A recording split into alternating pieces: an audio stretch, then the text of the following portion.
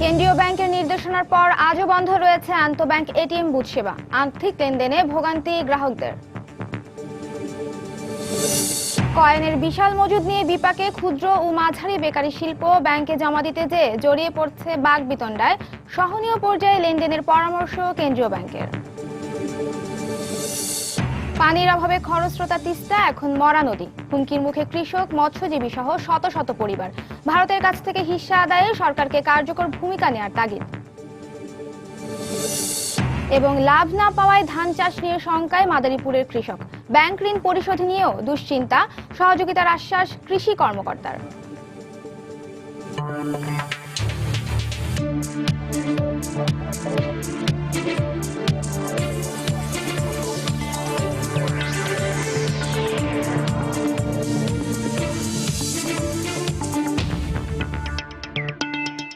দেখছিলেন শিরোনাম। আমন্ত্রণ জানাচ্ছি দেশ ও দেশের বাইরের অর্থ বাণিজ্যের নানা খবর নিয়ে আমাদের নিয়মিত আয়োজন এ সময়ের বাণিজ্যে। আর আপনাদের সঙ্গে আছি আমি নাজিয়া সাগর। কেন্দ্রীয় ব্যাংকের নির্দেশনার পর আজও বন্ধ রয়েছে আন্তঃব্যাংক এটিএম বুথ সেবা। গেল শুক্রবার ইস্টার্ন ব্যাংকের এটিএম বুথে কার্ড জালিয়াতির ঘটনা ফাঁস হওয়ার পর থেকে আন্তঃব্যাংক এটিএম ব্যাংকিং সেবা বন্ধ করে দেয় বাণিজ্যিক ব্যাংকগুলো। এতে আর্থিক লেনদেনে ভোগান্তি বেড়েছে গ্রাহকদের। তবে নিজ নিজ ব্যাংকে এটিএম কার্ডে লেনদেন চালু রয়েছে। তবে আন্তঃব্যাংক এটিএম সেবা বন্ধ রাখার এখতিয়ার কোনো বাণিজ্যিক ব্যাংকের নেই বলে জানিয়েছে বাংলাদেশ ব্যাংক। এমন অভিযোগ পেলে ব্যবস্থা নেওয়ার কথাও জানিয়েছে কেন্দ্রীয় ব্যাংক। তবে বুথে স্ক্যামিং ডিভাইস বসিয়ে কোনো কার্ড তৈরি করে অন্য ব্যাংকের এটিএম বুথ থেকে জালিয়াতির মাধ্যমে গ্রাহকের অর্থ তুলে নেওয়ার মতো ঘটনা এড়াতেই আন্তঃব্যাংকিং এই সেবা বন্ধ রাখা হয়েছে বলে দাবি করছে বাণিজ্যিক ব্যাংকগুলো। এদিকে জালিয়াতির ঘটনা অনুসন্ধানে ইতোমধ্যেই কেন্দ্রীয় ব্যাংকের একটি তদন্তে কমিটি কাজ করছে বলে জানিয়েছে বাংলাদেশ ব্যাংক। হঠাৎ করে এটা বন্ধ হয়ে যাওয়াটা যেরকম হয়রানি, সেটার সাথে হচ্ছে যে এই ধরনের যারা প্রতারণার শিকার হয়েছে তাদের জন্য তো আরো বেশি ভোগান্তি। সিকিউর করা উচিত, কারণ যদি চালুও করে তারপর যদি আবার এরকম আরো ভোগান্তি মানুষজন হয় তখন তো আরো সমস্যা। যেহেতু বুথগুলো অ্যাভেলেবেল না, যার জন্য এটা ওপেন করে দেওয়াটাই বেটার। আর সিকিউরিটির জন্য যদি ওনাদের নিজস্ব ব্যাংকের ইয়েদেরকে একটা আলাদা সিকিউরিটি ব্যবস্থা নেওয়া, যাতে যে সমস্যাটা হয়েছে এটা যেন না হয় ফিউচারে। দর্শক, এই মুহূর্তে রাজধানীর পান্থপথে আছেন সহকর্মী কামরুল হাসান সবুজ। আন্তঃব্যাংকিং এটিএম সেবা বন্ধ থাকায় গ্রাহক ভোগান্তির খবরাখবর জানতে আমরা এখন সরাসরি চলে যাচ্ছি তার কাছে। নাজিয়া, এই মুহূর্তে সবচেয়ে যে বেশি আলোচিত যে ঘটনাটা সেই ঘটনা কিন্তু যে বাণিজ্যিক ব্যাংকগুলোর যে এটিএম কার্ডধারী যে গ্রাহক যারা আছেন তারা যে আন্তঃব্যাংকিং এর সুযোগ পাচ্ছেন না, সেটা কিন্তু সবচাইতে বেশি আলোচিত বিষয় এই মুহূর্তে। তো আমরা কিন্তু এই ঘটনাটা গত শুক্রবারে এই ঘটনাটা কর্তৃপক্ষের নজরে আসার পর থেকে যে আন্তঃব্যাংকিং লেনদেনটা গতকাল থেকে বন্ধ আছে, এখন পর্যন্ত কিন্তু সেই বন্ধ থাকার বিড়ম্বনায় কিন্তু গ্রাহকরা পড়ছেন। যারা যে বাংলাদেশ ব্যাংকের তথ্য মতে যে 90 লাখ এটিএম কার্ডধারী গ্রাহক আছেন বিভিন্ন বাণিজ্যিক ব্যাংকের গ্রাহক, তারা কিন্তু একটি বড় সুবিধা নিয়ে থাকেন এক ব্যাংকের কার্ড আরেক ব্যাংকের অন্য একটি ব্যাংকের এটিএম বুথ থেকে সেবা নিয়ে। তো সেই সুবিধাটা কিন্তু এখন বন্ধ আছে এবং এই বন্ধ থাকার কারণে তারা ভোগান্তিতে পড়ছেন। এবং এখন পর্যন্ত কিন্তু কোনো নির্দেশনা আসেনি বাণিজ্যিক ব্যাংকগুলো কতক্ষণ এই সিদ্ধান্ত থাকবে, অর্থাৎ কতক্ষণ এই সেবা আন্তঃব্যাংকিং যে লেনদেন সেই সেবাটা বন্ধ থাকবে। তো এখন পর্যন্ত যেটা আছে যে বাংলাদেশ ব্যাংক কিন্তু বলছেন এই সেবা বন্ধ করতে কিন্তু নির্দেশনা দরকার, অর্থাৎ বাংলাদেশ ব্যাংকের অনুমতি ছাড়া এই সেবাটা কিন্তু বন্ধ রাখাটা যাবে না। কিন্তু তারপরে বাণিজ্যিক ব্যাংকগুলো তাদের নিরাপত্তার স্বার্থে, তাদের গ্রাহকদের নিরাপত্তার স্বার্থে এমনটা বলে কিন্তু তারা তাদের সেবাটা বন্ধ রেখেছেন। এবং এখন পর্যন্ত যে স্কিমিং, অর্থাৎ ব্যক্তিগত তথ্য চুরির মাধ্যমে যে এটিএম কার্ড ক্লোন করে যে গ্রাহকদের টাকা তুলে নেওয়ার ঘটনাটা কিন্তু 21 জনের কাছে ঘটে, 21 জনের অ্যাকাউন্ট থেকে টাকা তুলে নেওয়ার ঘটনা ঘটেছে। এটা বাংলাদেশ ব্যাংকের তথ্য। এবং এখন পর্যন্ত স্কিমিং এর মাধ্যমে যে ব্যক্তিগত কার্ডের তথ্য চুরি, সেটা কিন্তু 200 জনের ব্যক্তিগত তথ্য চুরি হয়েছে। এবং যে এরপরে যেন এইরকম ঘটনা না ঘটে সেই জন্যই কিন্তু এই যে আন্তঃব্যাংকিং যে এটিএম সেবা বন্ধ রাখা হয়েছে। তো পরবর্তীতে এখন বাণিজ্যিক ব্যাংকগুলো বাংলাদেশ ব্যাংকের নির্দেশনা কতক্ষণের মধ্যে যে তারা এই সেবা চালু করবেন সেটা কিন্তু আমরা পরবর্তীতে জানতে পারবো। এখন পর্যন্ত কিন্তু তাদের কোনো সিদ্ধান্ত আমরা পাইনি। গতকাল থেকে যে গ্রাহক ভোগান্তি কম বাড়ছেই কিন্তু, অর্থাৎ আমরা যে 90 লাখের মতো যে এটিএম কার্ডধারী আছে তাদের কিন্তু বেশিরভাগ কিন্তু যে আন্তঃব্যাংকিং লেনদেনের সুবিধাটা নিয়ে থাকেন। তো নাজি, এই ছিল এই মুহূর্তে এটিএম ব্যাংকের অর্থাৎ আন্তঃব্যাংকিং লেনদেনের যে গ্রাহক ভোগান্তির সর্বশেষ খবর। আন্তঃব্যাংকিং এটিএম সেবা বন্ধ থাকায় ভোগান্তিতে পড়ছেন গ্রাহক, আর সে খবরই জানছিলাম সহকর্মী কামরুল হাসান সবুজের কাছ থেকে। এদিকে যেসব ব্যাংক আন্তঃব্যাংকিং কার্যক্রম বন্ধ রেখেছে তা খতিয়ে দেখে ব্যবস্থা নেওয়া হবে বলে জানিয়েছেন বাংলাদেশ ব্যাংকের মুখপাত্র শুভঙ্কর সাহা। এটিএম বুথ জালিয়াতির ঘটনায় এক প্রতিক্রিয়ায় সময় সংবাদকে একথা জানান তিনি। এই ঘটনায় হয়রানির শিকার গ্রাহকদের ক্ষতিপূরণও দিতে হবে বলে জানান তিনি। আন্তঃব্যাংক লেনদেন এটিএমে এটা একটা বড় একটা ব্যাপার, এবং আমাদের দেশে প্রায় 90 লক্ষ কার্ড আছে। আমরা কিন্তু এই সেবাটা এখনো আছে, আমরা কিন্তু আন্তঃব্যাংক লেনদেন বন্ধ করিনি। কোনো ব্যাংক যদি বন্ধ করে থাকে আমরা সেই ব্যাপারটাও দেখছি, আমরা এই ব্যাপারটা ইন্সপেকশনও করছি। যেসব জায়গাটাতে এরকমটি হয়েছে, যেসব বুথে, সেই বুথে এবং যে ব্যাংকগুলোকে আমরা দায়ী করতে পারবো তাদেরকে কিন্তু কাস্টমারের যে খরচটা হয়েছে, কাস্টমার যে ক্ষতি হয়েছে, সেই ক্ষতিটা কিন্তু ক্ষতিপূরণ তাদেরকে দিতে হবে। আমরা হয়তো একটা সার্কুলার জারি করে দেবো আজকের মধ্যে। দেশের বেশিরভাগ বাণিজ্যিক ব্যাংক এটিএম সেবা নির্ভর হলেও অর্থ লেনদেনে পর্যাপ্ত নিরাপত্তা ব্যবস্থা না থাকায় প্রায়ই ঘটছে নানা অনাকাঙ্ক্ষিত ঘটনা। সবশেষ এটিএম বুথের মাধ্যমে অর্থ জালিয়াতির ঘটনার পরে বাংলাদেশ ব্যাংক সব ব্যাংকের এটিএম বুথে এন্টি স্ক্যামিং ডিভাইস বসানোর নির্দেশ দিয়েছে। তবে প্রযুক্তি বিশেষজ্ঞরা বলছেন, বর্তমানে বাংলাদেশে যে ধরনের এটিএম কার্ড ব্যবহার করা হচ্ছে তা অনেক বেশি ঝুঁকিপূর্ণ। বিস্তারিত ইমতিয়াজ আহমেদের রিপোর্টে। এই এটিএম বুথে গত ৮ তারিখে টাকা তুলেছিলেন মাহবুব আক্তার। এর ৪ দিন পর গেল শুক্রবার সকাল ৭টায় তার মোবাইলে SMS আসে তার অ্যাকাউন্ট থেকে 2 দফায় ৮০,০০০ টাকা তুলে নেওয়া হয়েছে এটিএম বুথের মাধ্যমে। ৭টা ১৯, ৭টা ২০ দুইটা ট্রানজেকশন হয়েছে, বুথ থেকে ৮০,০০০ টাকার ট্রানজেকশন হয়েছে। তো আমি ফার্স্টে ভাবছি হয়তো ভুল SMS আসছে, কারণ আমি বাসায় কার্ড বাসায়, আমার টাকা কে তুলবে। এই ঘটনায় সংশ্লিষ্ট ব্যাংকের দাবি, প্রযুক্তিগত দিক থেকে যথেষ্ট আধুনিক ব্যবস্থা থাকার পরেও এ ধরনের ঘটনার শিকার হতে হয়েছে তাদের। টেকনোলজি ওয়াইজ আমরা কোনো জায়গায় পিছিয়ে নেই। বাংলাদেশে যতগুলো এটিএম আছে সবগুলি কিন্তু ইএমভি কমপ্লায়েন্ট এখনো হয়নি।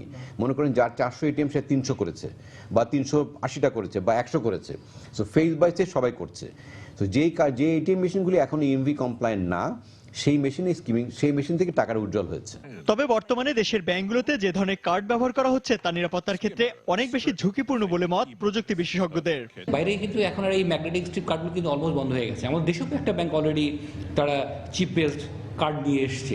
কার্ড তো আমরা আরো বিভিন্ন জায়গায় ব্যবহার করছি, সেই জায়গাগুলোতে আমরা কিভাবে নিরাপদ করবো? সেক্ষেত্রে আপনার সামনে কার্ডটা সোয়াপ করা হচ্ছে কিনা, কার্ডটা নিয়ে কোথায় চলে যাচ্ছে, বা যিনি কার্ডটা নিচ্ছেন তিনি কার্ড নিয়ে কি কোনোভাবে কার্ডের ছবি তোলা বা কার্ডটা এমন কোথাও রাখছেন কিনা বিশেষ জায়গায়, এই জিনিসগুলি লক্ষ্য করা উচিত। আগামীতে চিপ নির্ভর এটিএম কার্ড প্রচলনের পাশাপাশি প্রতিটি এটিএম বুথে সর্বাধুনিক জালিয়াতি প্রতিরোধক যন্ত্র ব্যবহারের নির্দেশনা থাকবে বলে জানিয়েছে কেন্দ্রীয় ব্যাংক।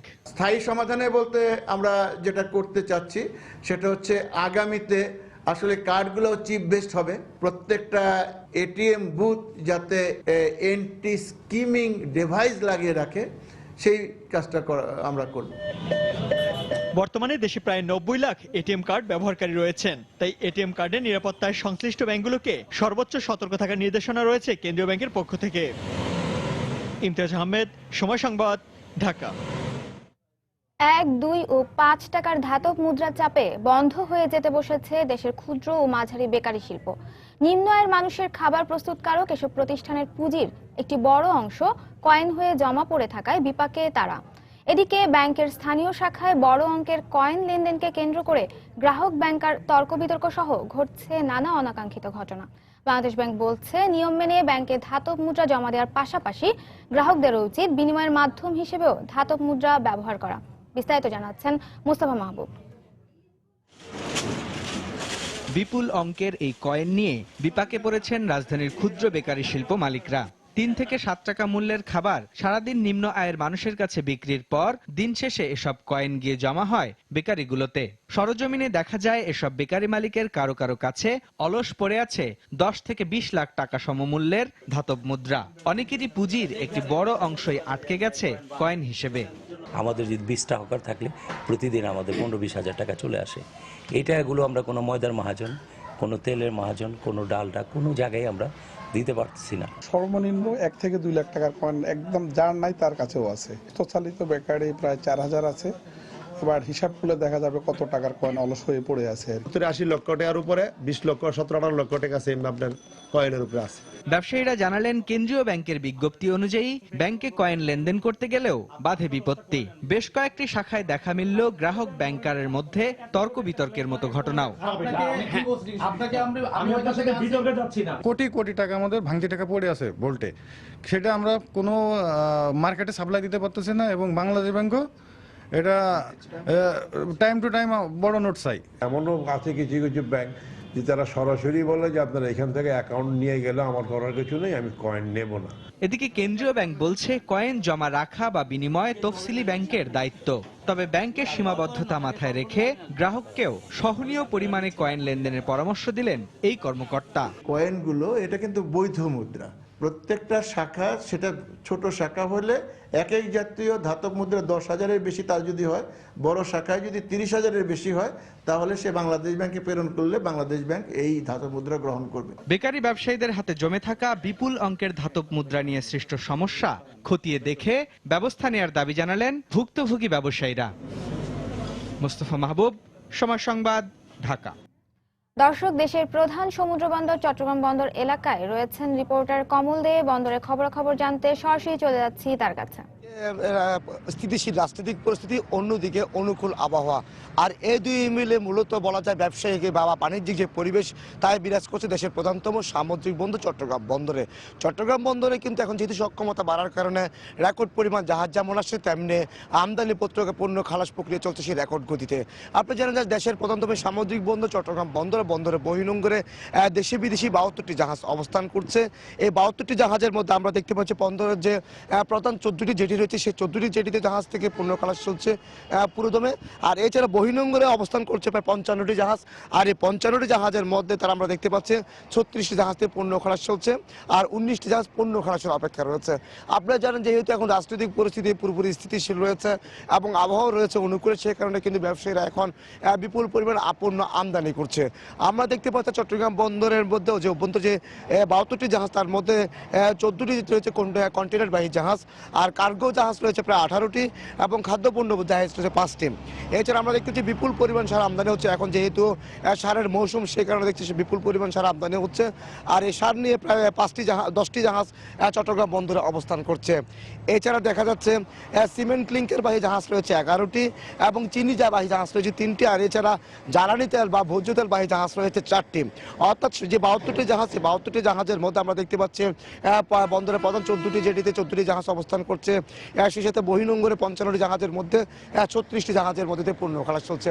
আপনি জানেন যে বন্দরে বহির্নোঙরে যেসব জাহাজ অবস্থান করছে তার মধ্যে রয়েছে গমবাহী এবং সিমেন্ট ক্লিংকের বাহী এবং সারবাহী জাহাজ। মূলত এইসব মাদার ভেসেলের মাসাফের ডেপথের কারণে এটা বন্দরে মূল জেটিতে ভিড়তে পারে না, সেগুলো বহির্নোঙরে অবস্থান দিয়ে লাইটারের জাহাজে তারা পণ্য খালাস করে। এরপর লাইটারের জাহাজগুলি বন্দরের যে আশপাশে যে ঘাটগুলো রয়েছে সে ঘাটগুলিতে নিয়ে আসে, এবং সেখান থেকে দেশের যে অন্যান্য অঞ্চল রয়েছে সেই অঞ্চলগুলিতে মূলত এই পণ্যগুলি পাঠানো হয়। এছাড়া আমরা দেখতে পাচ্ছি চট্টগ্রাম বন্দরের যে 36,357 টিউজ ধারণ ক্ষমতা সম্পন্ন চট্টগ্রাম বন্দর আজ রয়েছে 26,312 টিউজ কন্টেনার রয়েছে, অর্থাৎ 36,000 টিউজ ধারণ ক্ষমতা সম্পন্ন বন্দর হলো। আপনি জানান যে 30% জায়গা খালি রাখতে হয়। আপনি যেটা পরিস্থিতি দেখতে পাচ্ছেন যে কন্টেনার উঠানামা করা, কন্টেনারকে স্থিতিশীল রাখা, কন্টেনারকে আবার সাজিয়ে রাখা, এই জন্য কিন্তু 30% জায়গা খালি রাখার প্রয়োজন হয়। আর সেই অনুযায়ী কিন্তু বন্দরের মধ্যে আমরা দেখতে পাচ্ছি 26,312 টিউজ কন্টেনার অবস্থান করছে। এছাড়া আরেকটি বিষয় বন্দর কর্মকর্তারা আমাদের জানিয়েছেন সক্ষমতা বাড়ার কারণে কিন্তু তারা প্রতিদিনই কিন্তু রেকর্ড পরিমাণ কন্টেনার তারা হ্যান্ডেলিং করছে। আমরা দেখতে পাচ্ছি গত 24 ঘন্টায় চট্টগ্রাম বন্দর কর্তৃপক্ষ 6,344 টিউজ কন্টেনার তারা হ্যান্ডেলিং করেছে। এর মধ্যে আমরা দেখতে পাচ্ছি 30,000, এর মধ্যে তারা 3,085 টিউজ তারা গ্রহণ করেছে, এবং 3,259 টিউজ তারা পণ্য তারা বিভিন্ন জাহাজে তুলে দিয়েছে। এছাড়া চট্টগ্রাম বন্দর কর্তৃপক্ষ গত 24 ঘন্টায় 2,692 টিউজ কন্টেনার তারা ডেলিভারি দিয়েছে, এবং আজকেও আমরা দেখতে পাচ্ছি প্রায় আরও 2,000-এর বেশি টিউজ তারা কন্টেনার তারা ডেলিভারি দেওয়ার জন্য কাগজপত্র সম্পন্ন করেছে। আপনি জানেন যে দেশের প্রধানতম সামুদ্রিক বন্দর চট্টগ্রাম বন্দর একমাত্র সামুদ্রিক বন্দর, এবং যেখানে প্রতিদিনই প্রায় 4,500-এর বেশি টিউজ কন্টেনার তারা হ্যান্ডেলিং করে উঠানামা করেন, এবং এদের যেসব কন্টেনারগুলো যেমন তারা এখানে আনলোড করছে, এবং আপনি জানেন যে দেশের যে প্রধান বাণিজ্যিক রাজধানী চট্টগ্রাম, এখানে কিন্তু ব্যাপক শিল্প কারখানা গড়ে উঠেছে, এবং এই শিল্প কারখানার যে বিভিন্ন কাঁচামাল রয়েছে সে কাঁচামালগুলো এখানে আমদানি করা হয়, এবং আমদানির পরে কাঁচামালগুলো চলে যাচ্ছে। আপনারা জানেন যে চট্টগ্রাম ইপিজেড কিন্তু বন্দরের পাশে রয়েছে ইপিজেড, যেখানে প্রায় রয়েছে 150-র বেশি শিল্প কারখানা, দেশি বিদেশি শিল্প কারখানা। সেই সমস্ত শিল্প কারখানা কাঁচামাল কিন্তু এসে উপস্থিত এখানে আনা হয় চট্টগ্রাম বন্দরে, এরপর বন্দর থেকে নিয়ে যাওয়া হয় ইপিজেড, এবং আবার এইসব কাঁচামাল দিয়ে যেসব পণ্য উৎপাদিত হয় সেসব পণ্য বিদেশে পাঠানো হয় কিন্তু এই বন্দর দিয়ে। এই বন্দরের পাশে ইপিজেড যেমন রয়েছে তেমনি রয়েছে কোরিয়ান ইপিজেড, যেটাকে বলি আমরা, বা কর্ণফুলী ইপিজেড। সে দুটি ইপিজেডও কিন্তু ব্যাপক বিপুল পরিমাণ শিল্প কারখানা রয়েছে, সেই শিল্প কারখানার কাঁচামালও কিন্তু আমদানি করা হয় চট্টগ্রাম বন্দর দিয়ে। আপনি জানেন দেশের যে আমদানি রপ্তানি বাণিজ্যের কিন্তু 90 থেকে 92% কিন্তু সম্পন্ন হয়ে থাকে এই বন্দর দিয়ে। আপনি জানেন চট্টগ্রাম বন্দর কর্তৃপক্ষ গত অর্থ বছরে কিন্তু আমরা জানি যে প্রায় 25,000 কোটি টাকা তারা রাজস্ব আদায় করেছে, এবং সব মিলিয়ে প্রায় চট্টগ্রাম কাস্টমস কর্তৃপক্ষ 35,000 কোটি টাকা রাজস্ব আদায় করেছে চট্টগ্রাম বন্দরকে মূলত পক্ষ এবং পরোক্ষভাবে করে। এছাড়া বন্দর কর্মকর্তারা জানিয়েছেন তারা গত বছরই 20 লাখ টিউস তারা কন্টেনার হ্যান্ডেলিং করেছে, যার রেকর্ড বাংলাদেশের সর্বোচ্চ রেকর্ড, যেটি লক্ষ্যমাত্রা অর্জন হওয়ার কথা ছিল 2016 সালে, সে লক্ষ্যমাত্রা অর্জন করেছে তারা 2015 সালের মধ্যেই। এক্ষেত্রে বন্দর কর্মকর্তারা বলছেন এই সক্ষমতা বাড়ার কারণে তাদের কাজের পরিধি যেমন বেড়েছে তেমনি তারা বন্দরেরকে আরও পরিধি বাড়ানোর জন্য তারা চেষ্টা চালিয়ে যাচ্ছেন। তারা বলছেন তারা যেহেতু কন্টেনার ডেলিভারিটা বেশি হচ্ছে, কন্টেনার আমদানি এবং রপ্তানি বেশি হচ্ছে, সে কারণে তারা চট্টগ্রাম বন্দর যে পার্শ্ববর্তী যে বে টার্মিনাল রয়েছে বে টার্মিনাল তারা কাজ করছেন, তারা সেই সাথে কাটলিতে একটা নতুন টার্মিনাল করার জন্য তারা চেষ্টা চালিয়ে যাচ্ছেন। এছাড়া আমরা জানি যে বন্দরের যে সক্ষমতা বাড়ানোর জন্য নতুন নতুন করে ইয়ার্ড তৈরি করা হচ্ছে, এনসিটি, সিসিটি এবং কেসিটি, সবগুলি মূলত যে ইয়ার্ড সেই ইয়ার্ডগুলিকে তারা সক্ষমতা বাড়াচ্ছে। অর্থাৎ বলা যায় যে অনুকূল স্থিতিশীল রাজনৈতিক পরিবেশ এবং সে সাথে অনুকূল আবহাওয়া, এই দুটি মিলে চট্টগ্রাম বন্দরে এখন জমজমট, অর্থাৎ একটি যে বাণিজ্যিক সেই পরিবেশটি বিরাজ করছে এই দেশের প্রধানতম সামুদ্রিক বন্দর চট্টগ্রাম বন্দরে। তো নাজিয়া, আমার কাছে এই ছিল চট্টগ্রাম বন্দর থেকে সর্বশেষ। চট্টগ্রাম বন্দরের সবশেষ খবর জানছিলাম সহকর্মী কমলদের কাছ থেকে। এবারে জানিয়ে দেব ঢাকা স্টক এক্সচেঞ্জের লেনদেন পরিস্থিতির খবর। দর্শক, আমরা দেখতে পাচ্ছি যে সূচকের চাঙ্গা ভাবের মধ্য দিয়ে আজ সকাল থেকে লেনদেন চলছে ডিএসসিতে। সপ্তাহের দ্বিতীয় কার্যদিবস আজ, যদিও প্রথম কার্যদিবসে আমরা সূচকের আসলে মিশ্র প্রবণতা দেখতে পেয়েছি। এই মুহূর্তে ডিএসসি এক্স সাধারণ সূচক 18 পয়েন্ট বেড়ে রয়েছে 4,598 পয়েন্ট। ডিএসসি এস সরিয়া ভিত্তিক প্রতিষ্ঠানগুলোর শেয়ারের সূচক 6 পয়েন্ট বেড়ে দাঁড়িয়েছে 1,128 পয়েন্ট, এবং বাছাই সূচক ডিএস30 5 পয়েন্ট বেড়ে রয়েছে 1,766 পয়েন্টে। এখন পর্যন্ত গত আধা ঘন্টায় ডিএসসিতে লেনদেন হয়েছে 88 কোটি টাকার শেয়ার, এবং লেনদেনে অংশ নেওয়া প্রতিষ্ঠানগুলোর মধ্যে দাম বেড়েছে 112টির, কমেছে 70টির, এবং অপরিবর্তিত রয়েছে 59টি প্রতিষ্ঠানের শেয়ারের দর।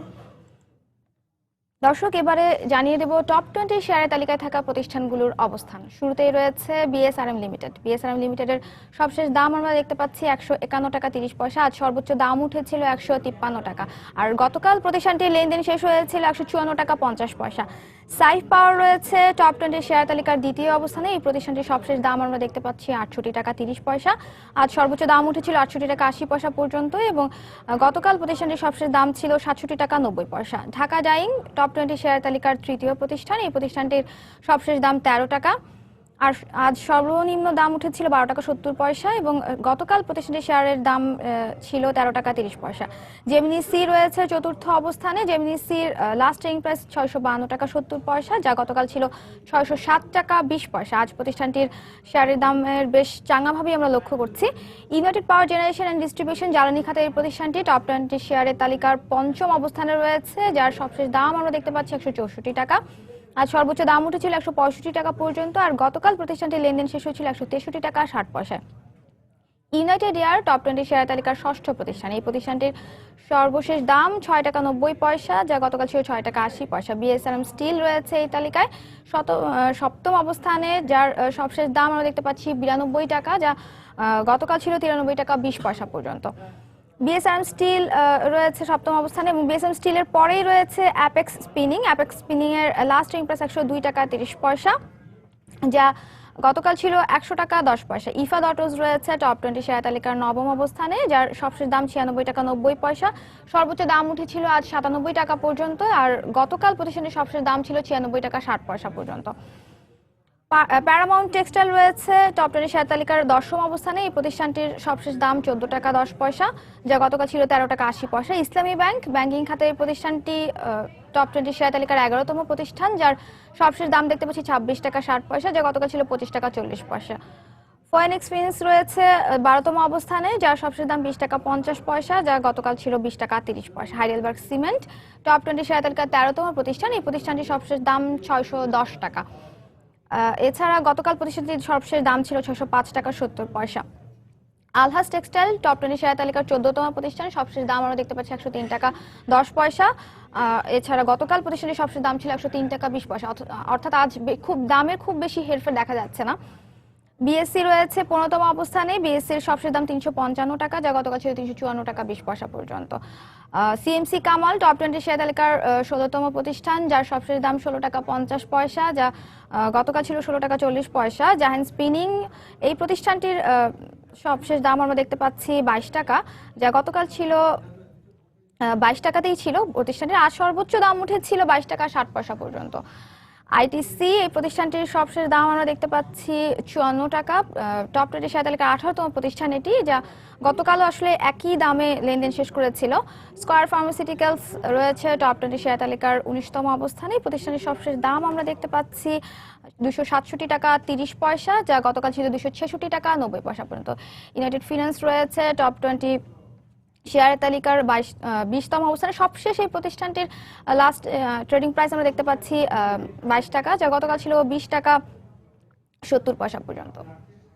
প্রতি বছরই বাড়ছে কৃষি উপকরণের দাম, কিন্তু সেই অনুযায়ী লাভ পাচ্ছেন না কৃষকরা।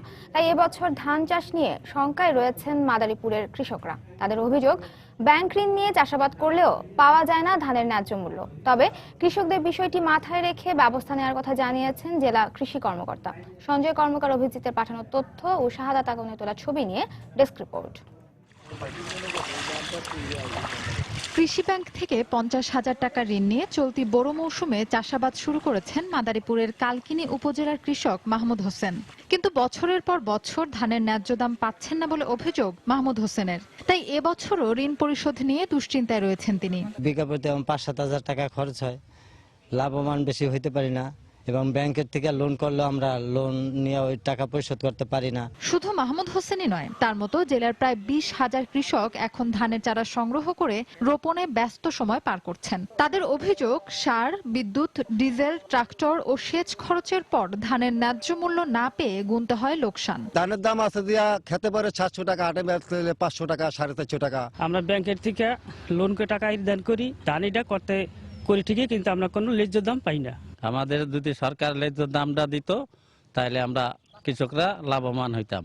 তবে সার ও কীটনাশক ডিলারদের দাবি, স্বাভাবিক রয়েছে কৃষি উপকরণের দাম। সার এবং কীটনাশকের মূল্য বর্তমানে সহনীয় পর্যায়ে, কৃষকের নাগালের কাছাকাছি আছে। আর কৃষকদের কথা মাথায় রেখে পদক্ষেপ নেওয়ার কথা জানালেন জেলা কৃষি বিভাগের শীর্ষ কর্মকর্তা। মৌসুম শেষেই সিদ্ধান্ত নেওয়া হবে যাতে এই জেলায় কৃষকরা সরাসরি এবং আমাদের খাদ্য অধিদপ্তরের নিকট বিক্রি করতে পারে। মাদারীপুরে চলতি মৌসুমে 38,000 হেক্টর জমিতে বোরো আবাদের লক্ষ্যমাত্রা নির্ধারণ করা হয়েছে। সময় সংবাদ, মাদারীপুর।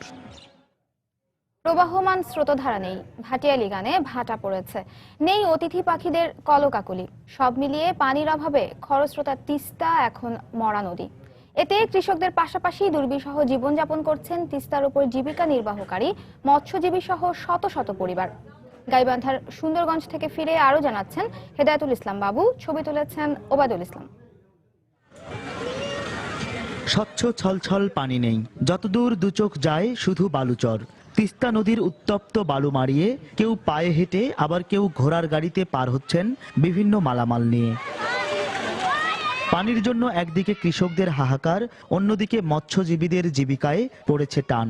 গাইবান্ধার সুন্দরগঞ্জে তিস্তা পাড়ের মানুষের কাছে যেন তিস্তা এখন তাদের কাছে অভিশাপ। তিস্তা নদীতে হেঁটে পার হওয়া যায় এবং এই পানির অভাবে আমরা কোনো কৃষি ফলন সুষ্ঠুভাবে ফলাইতে পারতেছি না। তিস্তা নদীর পানি না থাকাতে মাছ নাই, আমাদের জীবন কিভাবে বাঁচাই? এই অঞ্চলের লাখ লাখ মানুষ মহাবিপর্যয়ের মধ্যে পড়লেও দুদেশের সরকারের আশ্বাস ছাড়া বাস্তবে এর কোনো কার্যকারিতা নেই বলে ক্ষুব্ধ সুশীল সমাজ। ভারত সরকার এবং বাংলাদেশ সরকার স্বাধীনতার পর থেকে তিস্তার এই অবস্থায় আমাদেরকে আশ্বাসের ফুলঝুরি দিয়ে আমাদেরকে কারাবন্দী করে রেখেছেন, আমাদেরকে খাঁচায় বন্দী করে রেখেছেন।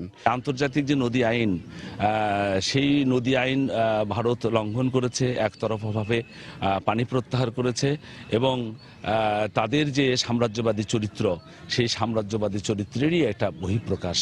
আমাদেরকে মরুভূমি করবে, শুকনো মৌসুমে পানি থাকবে না, আবার বন্যার সময় তারা পানি ছেড়ে দেবে। 1998 সালে তিস্তার উজানে গজলডোবায় বাঁধ নির্মাণ করে প্রতিবেশী দেশ ভারত।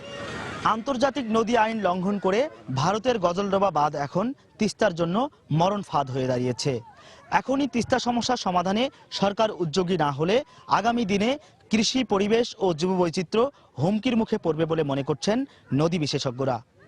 হেদায়েতুল ইসলাম বাবু, সময় সংবাদ, গাইবান্ধা।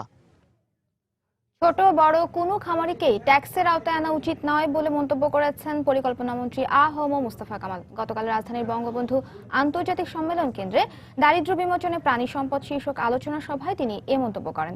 এ সময় বিভিন্ন খামারের তথ্য উপাত্ত তুলে ধরে পোল্ট্রি খাতের জন্য কর অব্যাহতির দাবি জানান ব্যবসায়ীরা। পরে মন্ত্রী বলেন, প্রতি বছরই জাতীয় বাজেটে প্রাণী সম্পদ খাতে বরাদ্দ বাড়ছে। দেশের ক্রমবর্ধমান জনগোষ্ঠীর পুষ্টি চাহিদার কথা মাথায় রেখে পিপিপির ভিত্তিতে কোনো প্রকল্প হাতে নেওয়া হলে সরকার তা অনুমোদন দেবে বলেও জানান মন্ত্রী। এছাড়াও গেল 2 বছরে প্রাণী সম্পদ মন্ত্রণালয়ের 9টি প্রকল্প একনেকে অনুমোদন দেওয়া হয়েছে বলেও জানান তিনি। ছোট এবং বড় খামারি কাউকে ট্যাক্সের আওতায় আনা উচিত হবে না, উচিত না। একজন ছোট খামারি চেষ্টা করবে তার নিজের উদ্যোগ দিয়ে, তার নিজের বিনিয়োগ দিয়ে, তার নিজের বুদ্ধিমত্তা দিয়ে সে ছোট থেকে বড় হবে। তো ছোট থেকে যখন বড় খামারিতে রূপান্তরিত হবে, তাকে তো আমাকে আরও সাহায্য করা উচিত। অর্থনীতিকে বেগবান করার জন্য, শক্তিশালী করার জন্য যা যা সাপোর্ট সার্ভিসেস দেওয়া দরকার অবশ্যই সরকার সেটা দেবে। আজকে আমাদের পাবলিক প্রাইভেট পার্টনারশিপ আছে, সেই পাবলিক প্রাইভেট পার্টনারশিপের আওতায় আপনি নিয়ে আসেন না, যে কোনো প্রকল্প নিয়ে আসেন, আমরাও বিনিয়োগ করেন, আমরাও বিনিয়োগ করি, যে কোনোটা যা নিয়ে আসবেন আমি আপনাদের বলছি সেই প্রকল্প আমি করে দেব। সরকারি ব্যাংকগুলোর অবস্থা ভালো না হলেও গ্রাহকদের স্বার্থেই ব্যাংক সহ বিভিন্ন প্রতিষ্ঠান চালু রাখা হয়েছে বলে জানান অর্থ ও পরিকল্পনা প্রতিমন্ত্রী এম এ মান্নান। গতকাল রাজধানীর মাইডাস সেন্টারে মিনিমার্টের 20তম প্রতিষ্ঠাবার্ষিকী উপলক্ষে আয়োজিত অনুষ্ঠানে অর্থ ও পরিকল্পনা প্রতিমন্ত্রী একথা বলেন। এ সময় একটি প্রতিকূল শক্তি দেশকে পেছনে নিয়ে যাওয়ার চেষ্টা করছে উল্লেখ করে নিজ নিজ অবস্থান থেকে এসব অপচেষ্টা রুখে দেওয়ার আহ্বান জানান তিনি। অনুষ্ঠানে রাজধানীর 4টি মিনিমার্টের সফল নারী উদ্যোক্তাদের সম্মাননা ক্রেস্ট প্রদান করা হয়। এছাড়া প্রতিষ্ঠাবার্ষিকী উপলক্ষে কেক কাটা হয়। মাইডাসের চেয়ারম্যান রোকেয়া আফজাল রহমান ও ব্যবস্থাপনা পরিচালক শফিকুল আজম অনুষ্ঠানে উপস্থিত ছিলেন।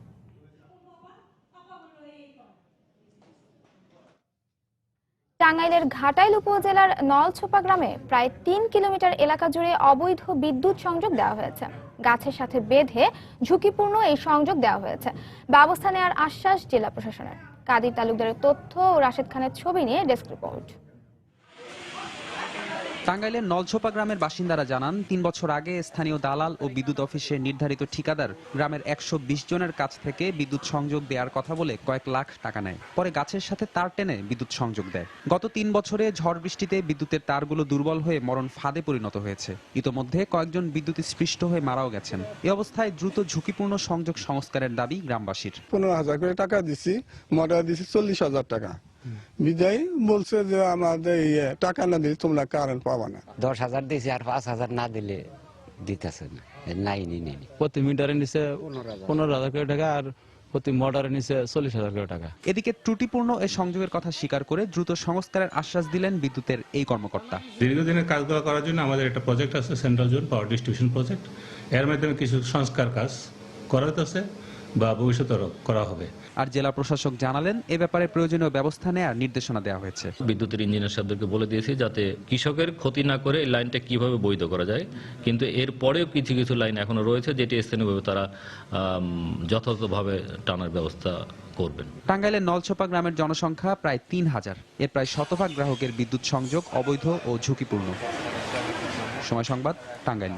যুক্তরাষ্ট্রে জিএসপি সুবিধা না থাকা সত্ত্বেও 2015 সালে সারা বিশ্বে 2660 কোটি ডলারের গার্মেন্টস পণ্য রপ্তানি করেছে বাংলাদেশ। যুক্তরাষ্ট্রের গার্মেন্টস শিল্প সংশ্লিষ্ট বাণিজ্য অধিদপ্তরের তথ্য অনুযায়ী গেল বছর যুক্তরাষ্ট্রে এদেশে 540 কোটি ডলারের গার্মেন্টস পণ্য রপ্তানি হয়েছে, যা বাংলাদেশের মোট আরএনজির 20%। 2014 সালে যুক্তরাষ্ট্রে রপ্তানি হয়েছিল 483 কোটি ডলারের গার্মেন্টস পণ্য, অর্থাৎ গার্মেন্টস পণ্য রপ্তানি 11.7% বেড়েছে, যা 2011 সালের পর সর্বোচ্চ। দেশের গার্মেন্টস শিল্পকে এগিয়ে নিতে নিরাপত্তা ও শ্রমিক স্বার্থে যেসব পদক্ষেপ নেওয়া হয়েছে, সেজন্যই এ খাত ঘুরে দাঁড়াচ্ছে বলে মনে করছেন পোশাক শিল্প সংশ্লিষ্টরা।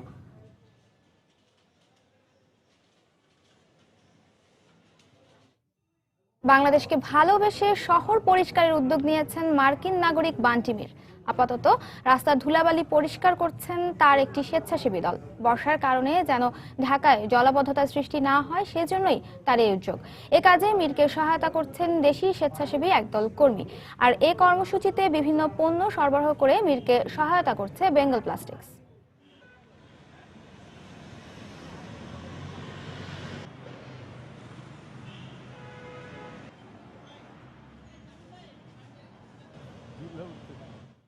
ডায়মন্ডের গহনা ক্রয়ে দিনব্যাপী 31% মূল্য ছাড়ের মাধ্যমে বিশ্ব ভালোবাসা দিবস উদযাপন করেছে আপন জুয়েলার্স লিমিটেড। সারা দেশে প্রতিষ্ঠানটির সব শাখায় এই মূল্য ছাড়ের পাশাপাশি স্বর্ণের গহনা ক্রয়ের ক্ষেত্রেও ক্রেতাদের জন্য ছিল নানা উপহার সামগ্রী। হীরার তৈরি আংটি, নেকলেস, লকেট ছাড়াও নাকফুল ক্রয়ে এই সুবিধা পেয়েছেন ক্রেতারা। এছাড়া গুলশানে প্রতিষ্ঠানটির প্রধান কার্যালয়ে আয়োজন করা হয় বিশেষ অনুষ্ঠানের। প্রতিষ্ঠানটির ব্যবস্থাপনা পর্ষদের সদস্যরা ছাড়াও বিশিষ্ট ব্যক্তিদের জন্য মধ্যাহ্নভোজেরও আয়োজন করে আপন জুয়েলার্স।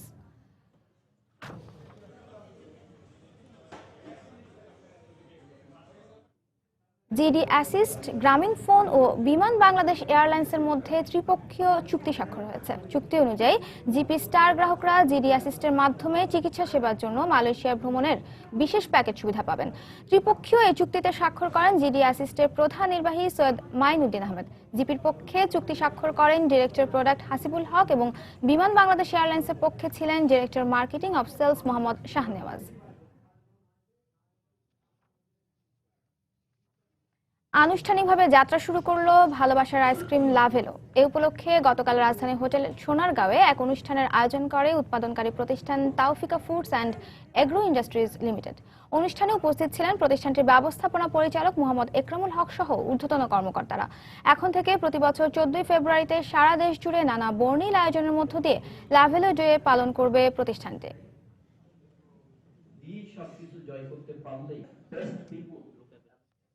ভ্যালেন্টাইন্স ডে উপলক্ষে এক অনুষ্ঠানের আয়োজন করেছে জনপ্রিয় লিপ কেয়ার ব্র্যান্ড লিপাইস।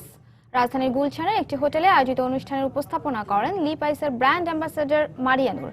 জানুয়ারির 17 তারিখে শুরু হওয়া মাসব্যাপী স্মাইল অ্যান্ড ট্যুরের থিম ছিল তোমার প্রিয় মানুষকে উইশ করো এবং তাদের মুখের হাসি ফুটাও।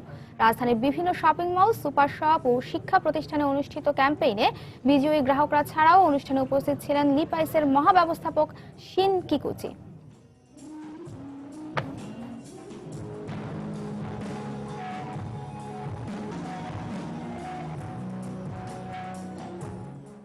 এবারে দেশের বাইরের অর্থ বাণিজ্যের খবর। বাজারে অর্থ সরবরাহ এবং কারেন্সি বাস্কেট অনুযায়ী বিনিময় হার স্বাভাবিক থাকায় ইউয়ানের মান আবারও কমার কোনো সম্ভাবনা নেই বলে জানিয়েছেন চীনের কেন্দ্রীয় ব্যাংকের গভর্নর ঝাও জিয়াচুয়ান। স্থানীয় ম্যাগাজিনে দেয়া এক সাক্ষাৎকারে তিনি আরও বলেন, মূলধন সরবরাহ স্বাভাবিক রাখতে এবং বৈদেশিক মুদ্রার রিজার্ভ যেন কমে না যায় সেজন্য কাজ করছে কেন্দ্রীয় ব্যাংক। জানুয়ারিতে গেল 3 বছরের মধ্যে সর্বনিম্ন পর্যায়ে পৌঁছেছে দেশটির বৈদেশিক মুদ্রার রিজার্ভ। বিনিময় হারে সামঞ্জস্য না থাকায় শেয়ার বাজারেও তৈরি হয়েছে অস্থিরতা। জানুয়ারিতে দেশটির বৈদেশিক মুদ্রার রিজার্ভ ছিল $3.23 ট্রিলিয়ন। কিন্তু মুদ্রার মান নিয়ন্ত্রণ সহ রপ্তানি বাড়ানো ও প্রত্যাশিত প্রবৃদ্ধি অর্জনে কাজে আসছে না কেন্দ্রীয় ব্যাংকের কোনো পদক্ষেপই। Fell 5% in morning trade, while BHP and Rio Tinto fell around 3%. বিশ্বজুড়ে বাড়ছে কফির চাহিদা, কিন্তু সেই তুলনায় বাড়ছে না উৎপাদন। আর সরবরাহের তুলনায় চাহিদা বেশি হওয়ায় বাড়ছে এই পানীয়টির দাম। এমন অবস্থায় কফি উৎপাদন বাড়াতে এখনই উদ্যোগী হওয়ার আহ্বান সংশ্লিষ্টদের। সারাদিনের কাজের শেষে এমন ধোয়া ওঠা কফির মগ হাতে পেলে যেন নিমিষেই দূর হয়ে যায় সব ক্লান্তি, চাঙ্গা হয়ে ওঠে শরীর আর মন। তাই তো বিশ্বজুড়ে বাড়ছে এর ভোক্তার সংখ্যা। আন্তর্জাতিক কফি ফেডারেশনের তথ্য মতে বর্তমানে 143 মিলিয়ন ব্যাগ কফি উৎপন্ন হয়। এর বিপরীতে চাহিদা রয়েছে 150 মিলিয়ন ব্যাগের। পরিসংখ্যানে দেখা গেছে চীনে প্রতিদিন গড়ে 4টি করে নতুন কফি শপ খোলা হচ্ছে ভোক্তাদের চাহিদা মেটাতে, আর ইউরোপে গত 2 বছরে 2000-এরও বেশি শপ খোলা হয়েছে। এই মুহূর্তে সরবরাহ নিয়ে আমরা চিন্তিত। জলবায়ু পরিবর্তনের কারণে উৎপাদন কমছে। তাছাড়া কফি প্রক্রিয়াজাতকারকরা প্রচুর অর্থ মুনাফা করলেও চাষিরা পান নামমাত্র দাম, যা দিয়ে সংসার খরচ চলে না। ফলে তাদের আগ্রহও কমছে। অন্যদিকে বিশ্বে ব্রিটেন সহ বিশ্বজুড়ে প্রতি বছরই বাড়ছে এর চাহিদা। বাড়তি চাহিদা মেটাতে হিমশিম খেতে হচ্ছে উৎপাদক প্রতিষ্ঠানগুলোকে, বেড়ে গেছে দামও। তবে সংশ্লিষ্টরা মনে করছেন উৎপাদন বাড়ানোর জন্য এ খাতে অধিক বিনিয়োগ প্রয়োজন। এমন অবস্থায় যদি চাহিদার তুলনায় উৎপাদন আরো কমে যায় তাহলে বিশ্বজুড়ে সংকট সৃষ্টি হবে। তাই এখনই উৎপাদন বাড়াতে উদ্যোগী হতে হবে, কারণ চারা থেকে গাছ হতে কমপক্ষে 4 বছর সময় লাগে, আর গাছ পরিপক্ক হওয়ার আগে কফি উৎপাদন হয় না। ব্রিটেনে বর্তমানে কফি শপের সংখ্যা 20,000 ছাড়িয়েছে। কফি সরবরাহ সংকট নিয়ে চিন্তিত কফি প্রেমীরাও। তাদের ভাষ্য মতে বর্তমানে ওয়াইনের চেয়েও কফি তাদের কাছে বেশি জনপ্রিয়। নাজিয়া শাকুর, সময় সংবাদ। নতুন মডেলের গাড়ি বিক্রি বেশি হয় 2015 সালে 50% পর্যন্ত মুনাফা হয়েছে ফ্রান্সের গাড়ি নির্মাতা প্রতিষ্ঠান রেনাল্টের। বছর শেষে প্রতিষ্ঠানটির আয় হয়েছে 282 কোটি ইউরো। 2014 সালে এই আয় ছিল 189 কোটি ইউরো। রাজস্ব আয় 10% বেড়ে দাঁড়িয়েছে 4,530 কোটি ইউরোতে। তবে রাশিয়ায় গাড়ির চাহিদা কমায় দেশটিতে ব্যবসা পরিচালনায় লোকসান গুনেছে প্রতিষ্ঠানটি। তবে রাশিয়া ছাড়া বিশ্বের বেশিরভাগ দেশেই বেড়েছে এই প্রতিষ্ঠানটির গাড়ি বিক্রি। চলতি বছর প্রত্যাশার চেয়ে বেশি আয় হবে বলে প্রত্যাশা রেনাল্ট কর্তৃপক্ষের।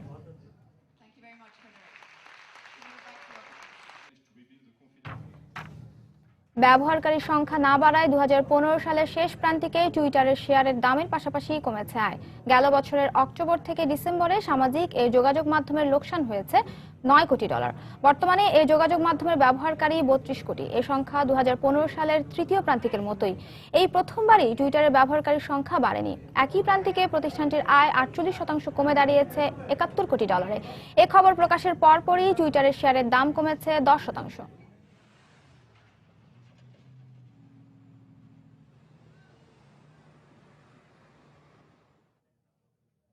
এবারে ফ্যাশন শোর খবর।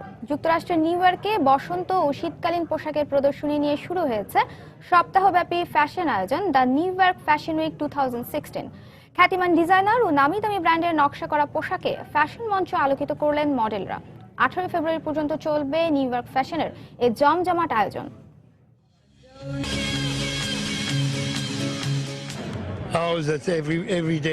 প্রতিদিন পৃথিবীকে নতুন করে দেখছি আমরা। প্রতিদিন আমাদের সবকিছুর মধ্যে পরিবর্তন আসছে।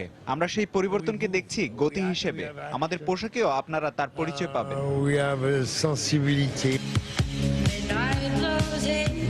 খ্যাতনামা ব্র্যান্ড হার্ভি লেগারের পোশাকে ছিল উজ্জ্বল রঙের প্রাধান্য।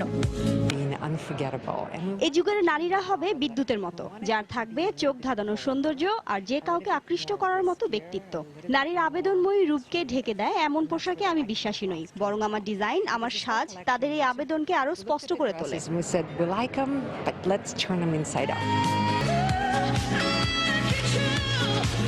বিশ্বের খ্যাতিমান সব ব্র্যান্ড আর ডিজাইনারদের নতুন নতুন নকশা ও বুনন নিয়ে নিউ ইয়র্ক ফ্যাশন উইক চলবে 18 ফেব্রুয়ারি পর্যন্ত।